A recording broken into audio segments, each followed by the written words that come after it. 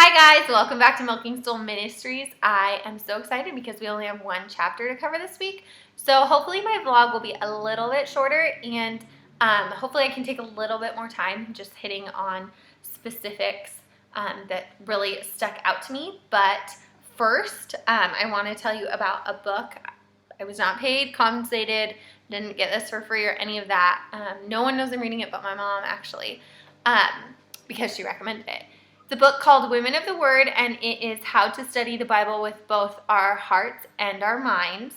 And it's by Jen Wilkin. It's just this awesome book written by this woman who just truly wants women to be equipped and truly wants women to know their Bible facts, know their Bible story, and be encouraged by it, because she says God is there in all of it, and it's the perfect place for us to sort of gather knowledge of Him, and knowledge of Him is going to be encouraging to us, which is true.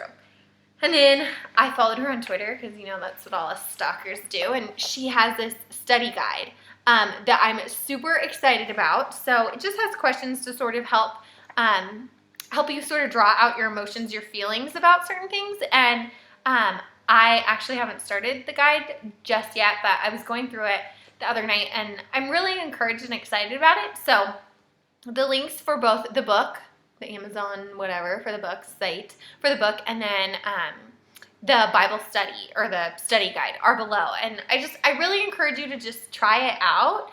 I know you won't be disappointed by the book. And then how can you not be disappointed by the study guide if the book's awesome? That said, Romans chapter 5 is our focus this week, and bookends. How awesome is that? I remember in high school, I think it was, maybe even middle school, I heard a message on Romans chapter 5 for the first time, and I was just thrilled at the idea of bookends, the idea of this full circle that Adam and Jesus create. That Adam sort of started it and that Jesus came and finished it. And the idea of sin has no power outside of those bookends. And that's amazing. Like, nothing is compartmentalized like that.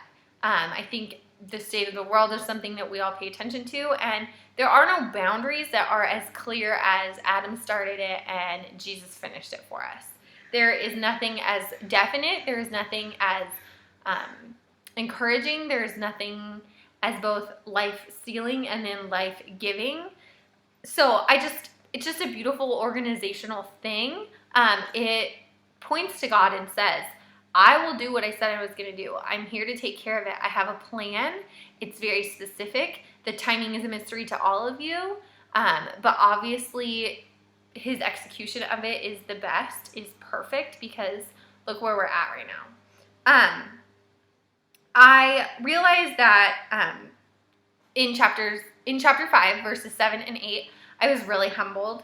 It says, very rarely will anyone die for a righteous person, though for a good person someone might possibly dare to die. But God demonstrates His own love for us in this: while we were still sinners, Christ died for us.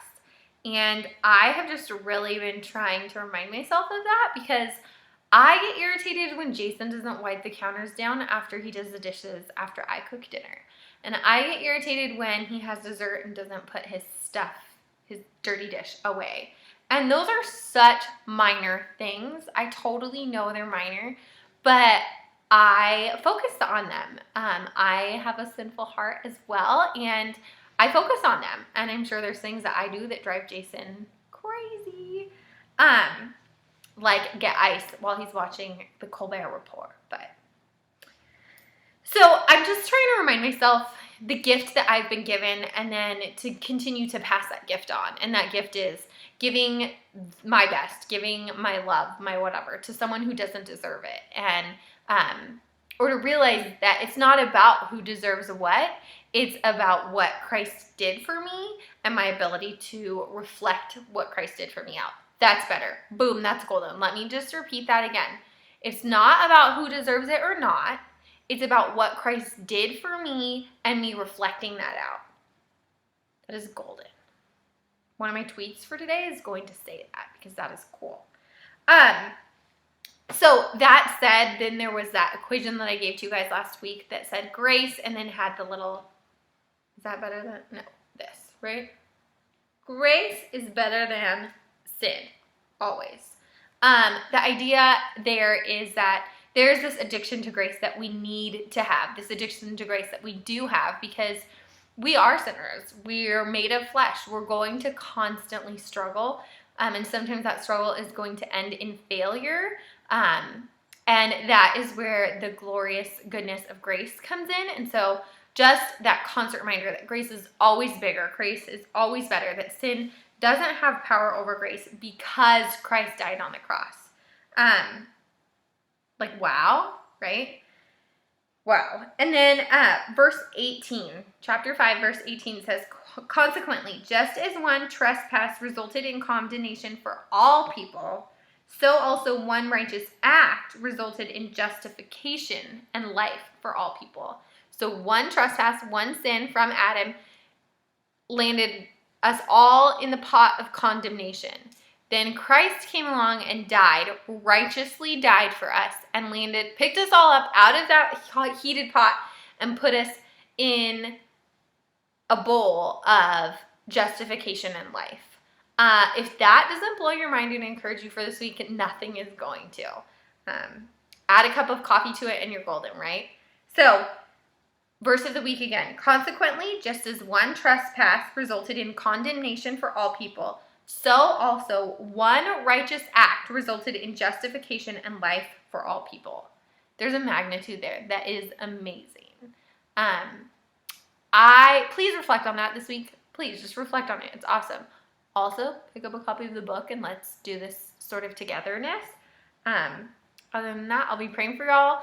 Please, questions, comments, any prayer requests, leave a little question, leave a little ditty below for me. All right? See you guys next week.